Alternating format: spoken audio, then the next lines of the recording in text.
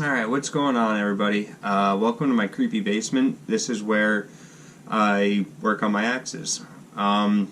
Yesterday I posted a video doing some axe cordwood challenge work, and it was the first time ever using the Council Tool Boys Axe.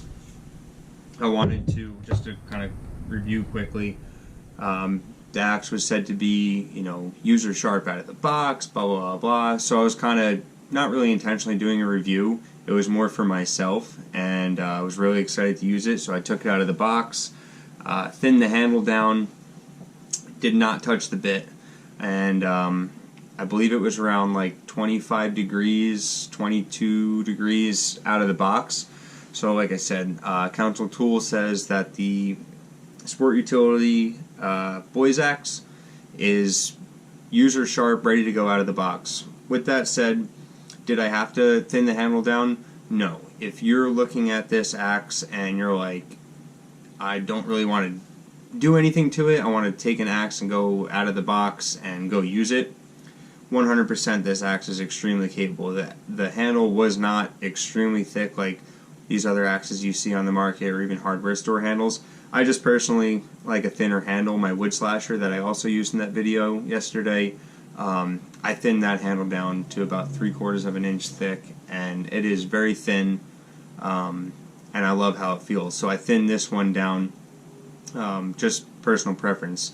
But like I said, out of the box, the handle is very capable of being a user out of the box. It was probably one of the best handles I've seen so far that you didn't really have to do anything to. But like I said, I didn't go out there and touch the bit or anything like that. I went out and I just used the axe how it came, aside from doing the handle.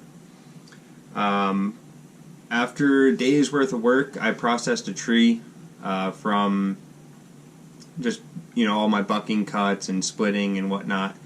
And I noticed right at the end, the handle, if I stuck the axe down into a log, you could get a little wiggle out of the handle, and you could see a little bit of play developing in the eye.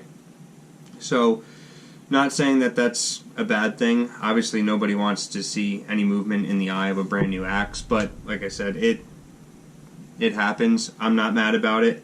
I wanted to thin the cheeks down regardless, so that just added a little step to that, but it's fine. That's cool. I was able to tune the axe down more and make it more my own. So I didn't think to record any of the process. Sorry about that. So this is going to be a quick video. But what I did was they had a little steel step wedge in there. Obviously it's not in there anymore. Here it is. I was able to get that out without damaging the handle. I drilled a couple pilot holes in their wedge. Luckily they didn't have it wood glued in. This is the wedge. And I took some sheetrock screws in my pilot holes, screwed them in there, grabbed them with vice grips, clamped the axe, and I just tapped away with a hammer, and the wood wedge popped out.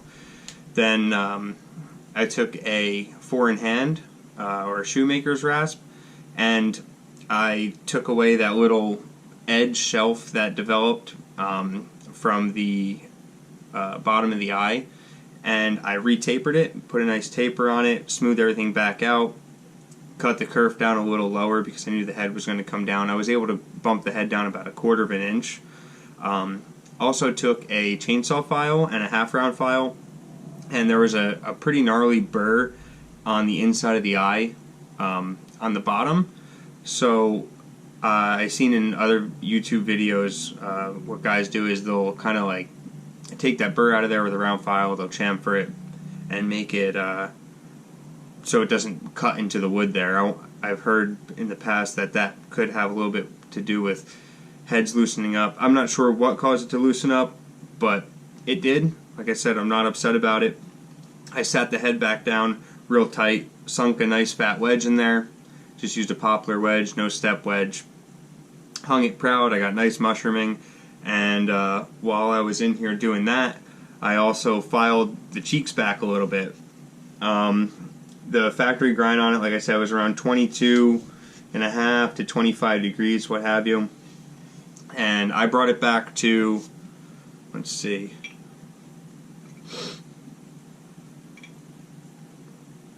I would say it's got a little bit of a wiggle at 20 degrees, and 17.5 fits decent but doesn't completely bottom out.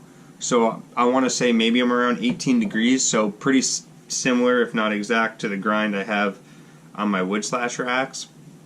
So now she's all ready to go back out in the woods and do some more work.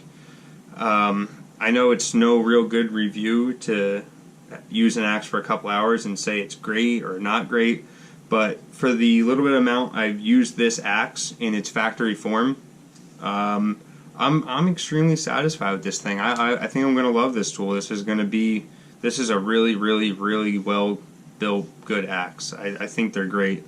I'm excited to get more time in the woods with it because, like I said, I don't think I'm going to have anything negative to say about this. And if you were a person that didn't want to do anything to your axe and buy something right out of the box and go use it, I think you absolutely could do that with this axe, 100%. Me personally, I like to tune my axes up and make them how I like them. But yeah, I don't know. I'm starting to ramble on here, so I'm going to end the video. Sorry I didn't film any of the process, but yeah, man. Council tool, boys axe, sport utility line, 28-inch. This thing's going to be a killer. I know it is. This is a working tool right here. Good job, Council tool. And yeah, have a good one, guys. Thanks for watching.